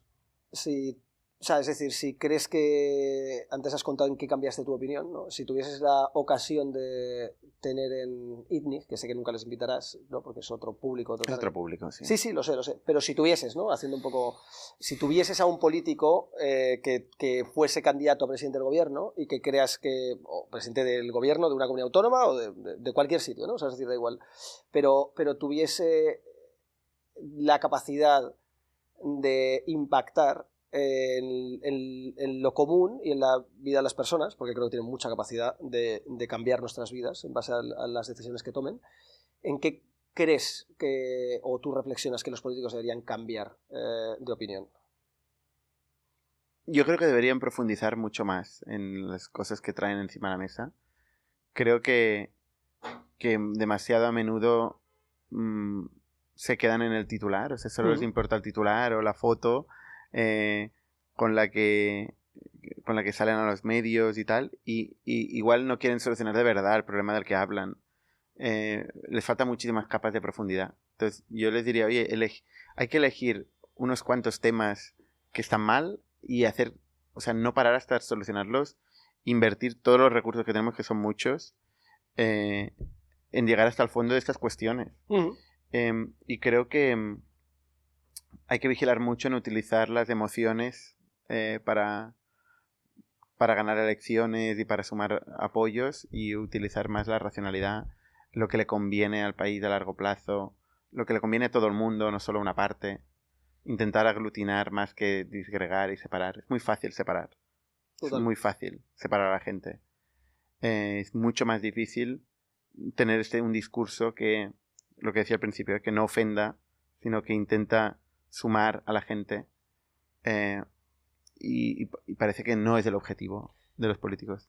Bueno, de nuevo yo creo que es un tema también de incentivos, en el que los incentivos de un político llevan hacia la polarización, ¿no? No llevan como hacia el consenso. O sea, ¿cuál es el incentivo de que un político consense con los otros partidos, ¿no? Y con los otros políticos que representan a dos partes de la ciudadanía? Y lo que muchas veces yo creo que hay un sistema de incentivos que por cómo funciona la política, que a lo mejor es intrínseco y no se puede resolver, pero que lleva hacia la confrontación, ¿no? De dos grupos, siempre.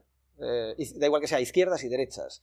Gente que cree en la unidad de España y otros que creen en la separación de España, o gente que defiende a los trabajadores y gente que defiende a los empresarios, pero siempre como si hubiese la necesidad de confrontar.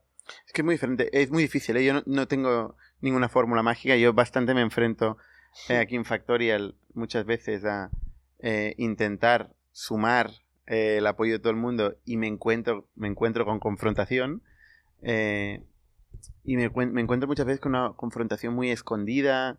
La gente no le gusta tanto exponer sus propias opiniones, o discutirlas, o no, igual le falta valentía a la gente de decir, oye, pues yo realmente lo que creo es que hay que hacer las cosas así o así, ¿no? Entonces, muchas veces la gente se acaba guiando por las emociones, y las emociones pueden ser muy problemáticas. La gente puede acabar sintiendo cosas o pensando cosas porque todo su entorno lo siente o lo piensa, y no tiene un momento de reflexión de decir, oye, voy a llegar a la verdad, voy a interesarme de verdad por este tema, voy a pararlo todo y hoy voy a dedicarme a aprender, a estudiar sobre esta cuestión que todo el mundo está opinando y generarme mi propia opinión. Voy a hablar con quien haga falta para llegar hasta el final de esta cuestión, porque es una cuestión que yo la estoy utilizando como discurso o me está afectando moralmente, o me está preocupando o lo que sea. Voy a llegar yo mismo al fondo de esta cuestión. Ojalá pasara esto en Factorial. Ya no es que ni siquiera voy a la sociedad, ¿no? Y hay gente que se siente que no le gusta el entorno, que no le gustan las cosas, las decisiones que tomamos o que se toman o que alguien ha tomado, pero en vez de decir, oye, voy a llegar hasta el fondo, me voy a hacer responsable de entender esto y de seguir aquí un día más porque creo en lo que estoy haciendo, en vez de esto se deja llevar por este mar emocional de gente que está descontenta, gente que está deprimida, gente que... También tiene el efecto contrario. Cuando la gente está súper ilusionada, cuando la gente está súper engaged, también se pega, ¿sabes? Pero ojalá la gente se entendiera más. Se entendiera más. ¿Hay política ya dentro de Factorial con 1000 trabajadores? Sin duda. Es una pena, pero sin duda. Sin duda. El otro día escuchaba que Tales de Mileto dijo... Esta no me la esperaba, ¿eh? Lo más difícil que hay es conocerse a uno mismo y tener una opinión fuerte sobre lo que uno piensa. Y lo más fácil que hay es criticar a los demás, encontrar problemas en los demás. O pensar que conoces a los demás. Es curioso esto. Brutal, ¿eh? Y brutal que este tío sea capaz de dar este pensamiento y que resista tantísimos 2000 años. Y que digas, 2000 años. joder. Hostia, es curioso esto, ¿eh? Totalmente de acuerdo. Y si tuvieses que decir un poco relacionado con esto, una strong opinion tuya, muy strong, es decir, que algo que sea para ti un mantra casi, que lo ves hiper claro, que no coincides con la inmensa mayoría de la población. El valor intrínseco de la tecnología. El valor positivo de la tecnología. Mucha gente le tiene mucho miedo a la tecnología. Yo creo que la tecnología tiene adversidades, tiene problemas, pero en su conjunto nos ha hecho progresar como sociedad. Creo que tiene un factor increíblemente positivo en la sociedad. Y creo que los problemas que genera la tecnología, que sin duda los genera, se tienen que solucionar con tecnología. Totalmente de acuerdo. O sea, no puedo estar más de acuerdo que es la solución la vamos a encontrar siempre en la tecnología. Pero bueno, porque la tecnología ahora lo vemos como software, ¿no? Y como hardware. Pero es que antes la tecnología era el fuego. Claro. Es que la tecnología antes era un palo, ¿no? O sea, es decir, la tecnología antes era al palo ponerle no sé, algo... Y de golpe te cambias radicalmente la vida. O sea, mi abuela vivía en un pueblo donde no llegaba el agua en casa y tenía que ir cada día al río, que estaba bastante lejos, cargadísima, a buscar agua. Qué heavy. Entonces de golpe vinieron los de las tuberías al pueblo, vamos a poner tuberías y tal. Y mi abuelo dijo, no, que esto vale una pasta. Y pues claro, era mi abuela que iba a buscar el agua. Y mi abuela dijo, no, vamos a poner las tuberías. De una sociedad súper machista donde la mujer no tenía nada que decir. Ella encontró el dinero no sé ni dónde y consiguió que se metieran las tuberías en el pueblo, en la casa. Claro, o sea, imagínate hoy plantearse eso, ¿no? Plantearse si tiene sentido o no. Yo creo que esto es el factor, el valor de la tecnología. Hace que de golpe nos preocupen cosas nuevas, descubramos nuevos mundos, nos permita relacionarnos de forma diferente.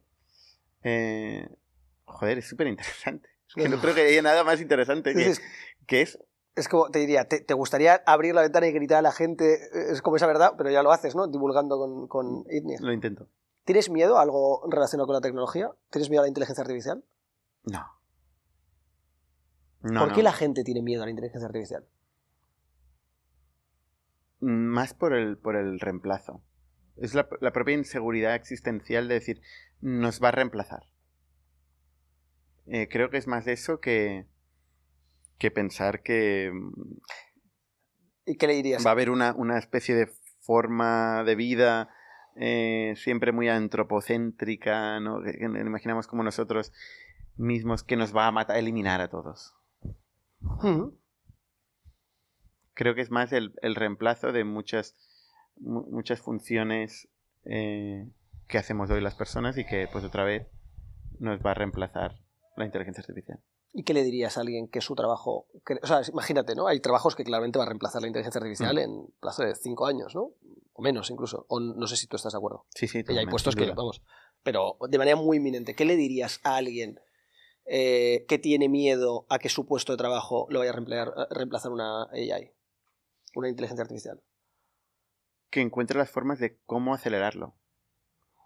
Que encuentre las formas de cómo hacer esto hoy, no dentro de 5 años. Pero si su puesto de trabajo lo va a perder. Ya, pues que sea el que implementa este cambio. O sea... Pero si es blue collar. Si es blue collar, pues puede ser la persona que aprenda cómo gestionar ese cambio en su propia industria o que se reinvente. Pero lo que sin duda va a pasar es que va a reemplazar su función, ¿no? Son los primeros que pueden tener la intuición, ¿no? La gente que está participando en una industria puede tener la intuición de decir, oye, esto realmente se puede reemplazar, ¿no? O sea, mi abuela con el agua, ¿no? Oye, esto, tal, pues, oye, ¿ella qué hizo? Pues, coño, pues buscó una forma de eliminar esta función, porque si hay una forma mejor de hacerlo, ¿por qué hacerlo de la forma ineficiente? ¿No? ¿Por qué no aprender a hacer algo que genere valor? O sea, también depende de cómo la gente quiera generar valor. O quiere que le generen valor. A él. O a ella. ¿No? Depende de cuál es su mentalidad. Decir, oye, yo quiero ayudar a alguien con mi trabajo, o quiero simplemente cobrar un sueldo haciendo una cosa. Si tú quieres ayudar a alguien, pues, y ves que esto se puede resolver de una forma mejor, pues tú buscarás una cosa mejor a hacer, ¿no? Como mucha indignación de personas que se sientan a esperar que otros les solucionen los problemas y a quejarse, yo diría casi incluso a veces a victimizarse para que les solucionen sus problemas, en lugar de coger y decir, voy a irme al mundo, y creo que esto te lo he escuchado a ti, voy a irme al mundo a ver qué problema puedo solucionar yo a otros, ¿no? De una manera, primero egoísta, porque si lo encuentro, voy a ganar dinero, voy a tener una forma de ganarme la vida, pero luego también porque quiero que la sociedad progrese. Y porque si el resto hacen lo mismo, entonces eso me va a repercutir positivamente a mí. Porque si a día de hoy tenemos móviles que cuestan 1.000 euros y que hacen tantísimas cosas, ¿no? O softwares que cambian tanto, es porque hubo gente que arriesgó y que decidió no quedarse cómodamente tumbado en el sofá sin hacer nada quejándose, sino dar un paso fuera de su casa e intentar ir a sentarse en una cafetería a entender cuáles eran los problemas de la sociedad, ¿no? Sí, cada uno con sus capacidades, sus medios. Todo el mundo puede aportar cosas de una manera o de otra, pero el factor original es la voluntad de hacerlo. Y antes me has dicho ¿cuáles son las cosas que te gustaría convencer? No sé cuál era la pregunta. Sí, al ¿qué mundo, strong ¿no? opinion tuya sí, esto es lo comparte? Una es la tecnología y la otra es esto que estás diciendo. Es esta vocación que creo que podemos tener todos, o esta ideología, porque al final no deja de ser una ideología de querer resolverle problemas a la gente versus que te resuelvan el problema a ti, ¿no? O sea, yo creo que mucha gente está en España, y en España o en Europa, pero España es que es el entorno donde más lo veo, quejándose de que, oye, ¿por qué no me han dado esto? ¿Por qué no me han hecho esto? ¿Por qué no tal? Y muy poca gente, menos gente, diciendo, oye, quiero arreglar esto, quiero tal, ¿no? O sea, pasando a la acción para arreglar problemas. Pero volvemos a este factor original de emprendedor, ¿eh? Y volvemos al punto de que para que pasase, que hubiese mucha más gente emprendedora, hace falta bajar el marco regulatorio de lo que implica montar una empresa. Es que yo recuerdo... O exponer más historias de emprendedores. O exponer más historias de emprendedores. Yo creo que son los dos. Sí, porque el marco regulatorio puede ser mejor o peor, ¿eh? Pero no explica. Creo que es una excusa. ¿Crees que es más un tema cultural, no? Sí. Yo también pienso. La cultura puede con todo. Yo pienso también. O sea, yo creo que la cultura es lo más importante de una sociedad. Y en una empresa. Y en una empresa, como parte, como una sí, versión, como una pequeña sociedad. Correcto, sí. Con una pequeña sociedad. Inteligencia artificial, o sea, la pregunta es amplia, pero ¿cómo crees que va a evolucionar? Tú eres ingeniero y yo no. Y por tanto, aquí yo todo el rato os estoy escuchando a los ingenieros porque yo no entiendo lo suficiente como para tener mis propias interpretaciones, ¿no? Con la inteligencia artificial te diría que casi hace falta más un filósofo. ¿Vale? Ok. Interesante. Que un informático. Es que el propio informático que hace el algoritmo de inteligencia artificial no sabe entender las consecuencias de este algoritmo. En tu intersección, ok, te lo corrijo entonces la pregunta, quiero que me la respondas igual. En tu intersección como empresario, un poco filósofo e ingeniero, pero menos ingeniero que los otros dos, ¿dónde crees que nos va a llegar la inteligencia artificial? Es decir, ¿cómo va a ser nuestra vida? A sitios increíbles, súper interesantes. O sea, yo es que lo pienso también, ¿eh? Sin ninguna duda, súper interesantes. ¿Eres tecnooptimista? Totalmente. ¿Y los humanoides? Parece que no quedan tantos años, ¿no? Para que estén interactuando con nosotros y hagan funciones básicas, pues por ahora en fábricas, pero ya el humanoide este de Tesla conectado con la inteligencia artificial y con los protocolos que están de open source tal, pues como que es bastante inminente, ¿no? ¿Cómo se llama? El Tesla... Prime, Optimus... Optimus, sí, ¿no? Optimus Prime o algo así. Sí, pero vamos, una cosa. El Tesla Optimus no sé qué, vale. Sí. Y ¿te genera respeto estar interactuando con humanoides en 10 años? No, me parece súper interesante.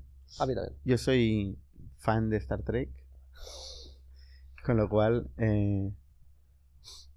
ya he pensado mucho en en robots humanoides y ese tipo de cosas.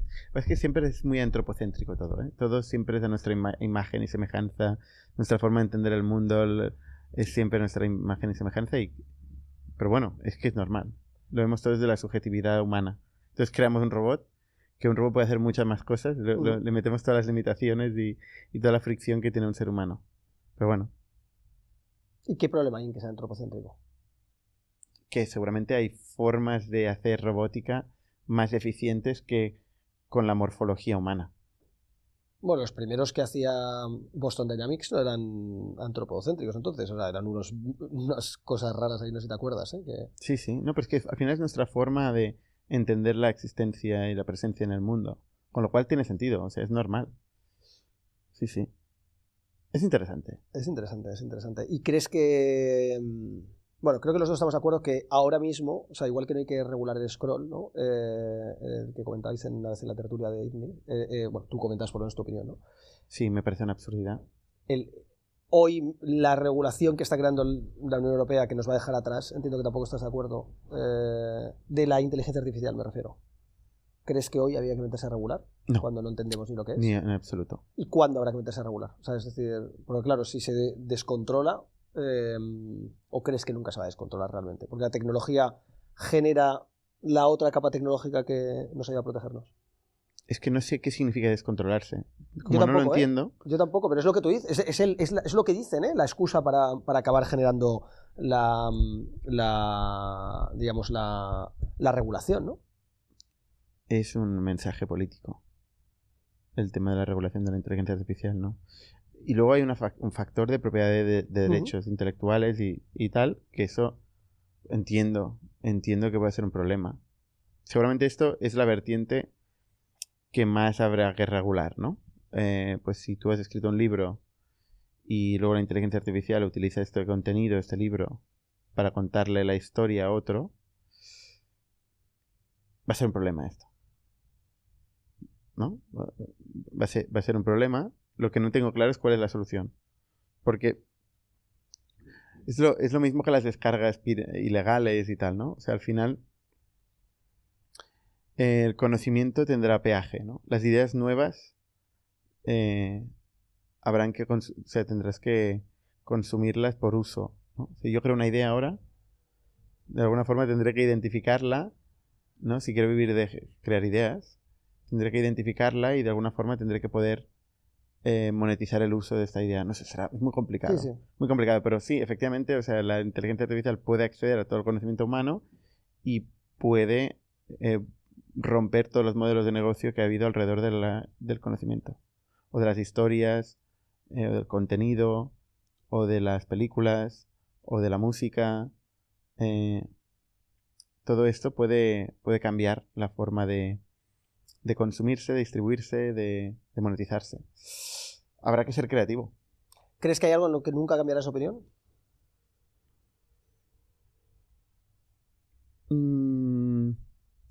Espero que haya cosas que no cambien nunca de opinión. ¿Pero cuáles? Digo, ¿crees que hay cosas concretas? Sí, por ejemplo, el hecho de que el ser humano no es bueno por naturaleza. Mira, si hay alguna cosa que pienso, es que el ser humano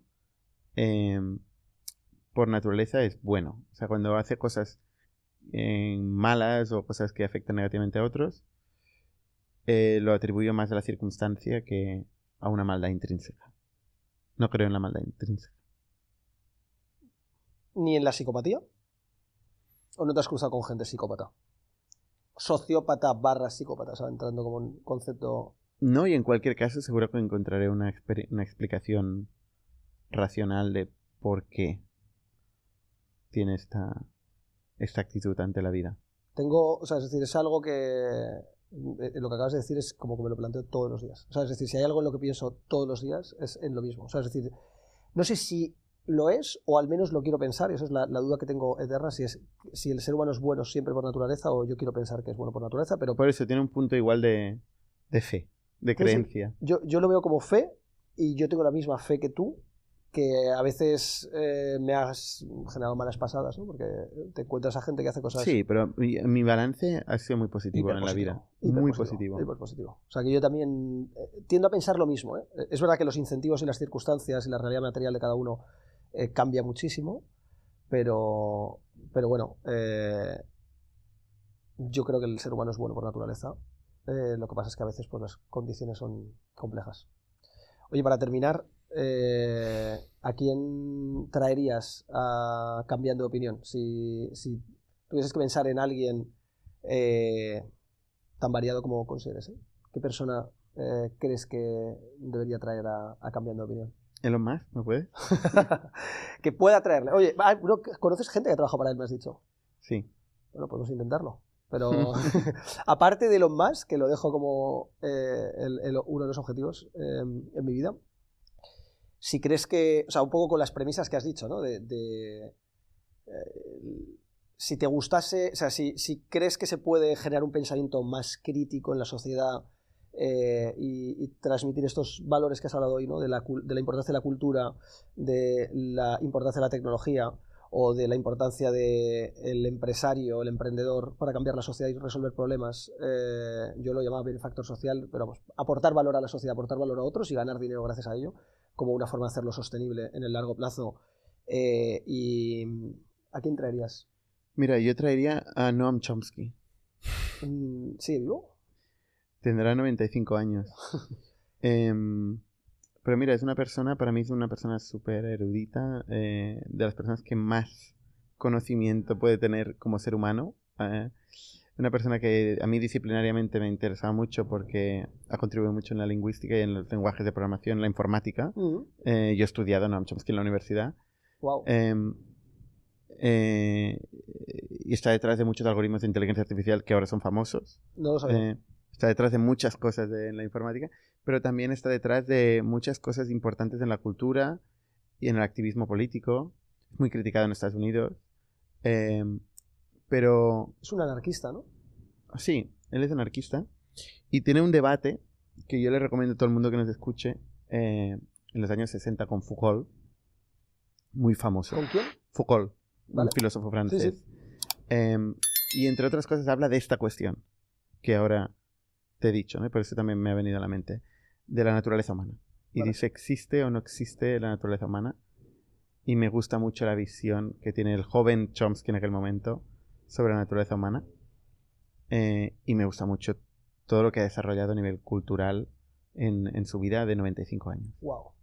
Molaría traerle, ¿eh? No sé si va a ser fácil. Hace entrevistas con todo el mundo. ¿Sí? ¿Dónde vive? En Boston.